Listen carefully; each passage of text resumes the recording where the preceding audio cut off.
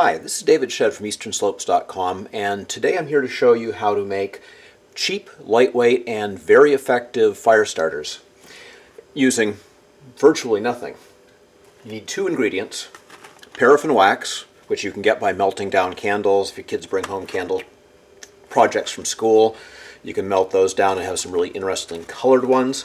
But this is just, Gulf wax or whatever that you can buy at the grocery store. And cardboard. So when boxes come in and you're going to throw them away or put them in recycling, all you have to do is grab the flaps off them or whatever. And what you want to do is cut a strip, and it varies. You can set the size that you want based on what you're using them for. When we're in the back country, we make little ones that are something like 2.5 to 3 inches and 3/4 of an inch. But if we're doing grilling or people are starting wood stoves and things like that, we might use bigger ones. So you can choose what you want to do. Basically, all you do is just cut a strip,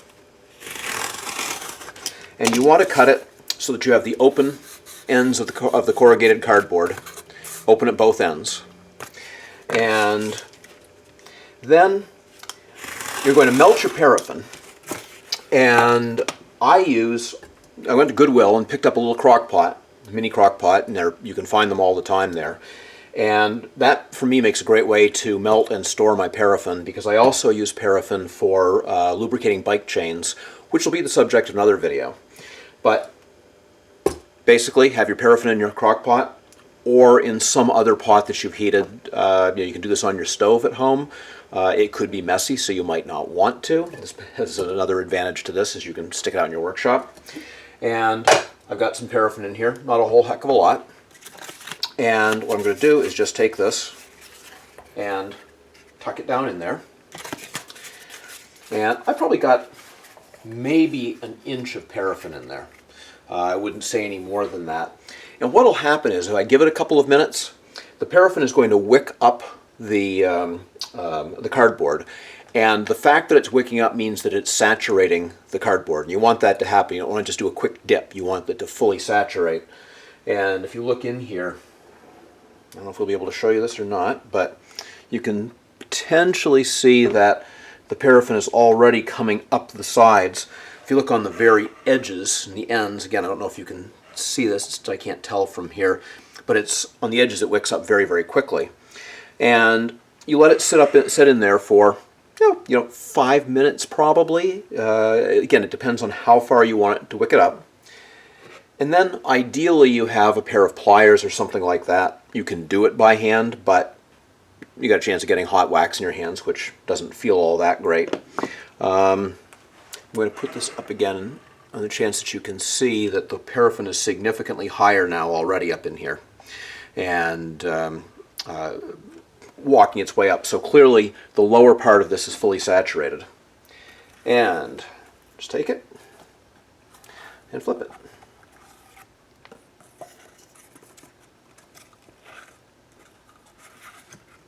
And take the other one and flip that.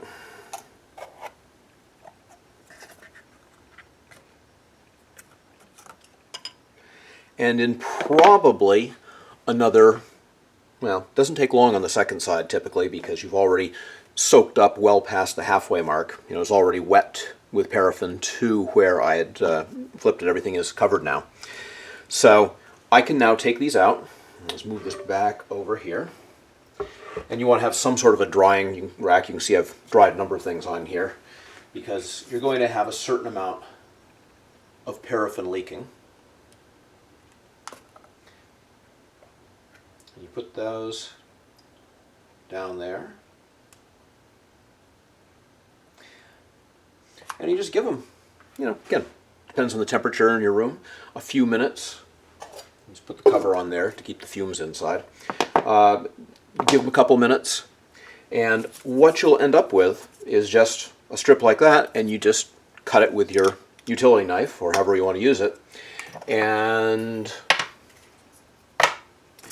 these little pieces last a shockingly long time.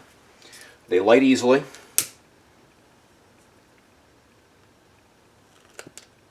And hang on a second, get that side going.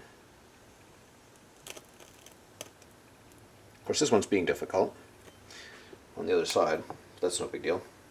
But you can see, because the cardboard is open inside, air flows through very well, so they burn very well, and you can see how much is coming off this.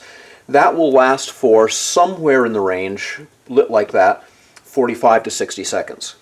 So that by itself is a lot more than you would typically have from a lot of fire starters, but because they are so light and so inexpensive, obviously there's virtually no cost to doing this, we'll often use 2, 3 on a campfire, depending on what the weather is like.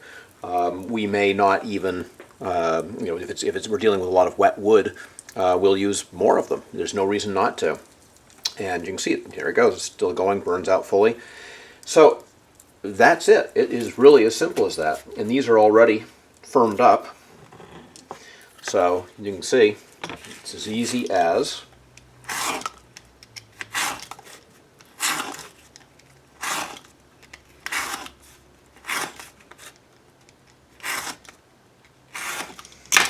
there you have enough for several several mornings of fires and cooking and all that.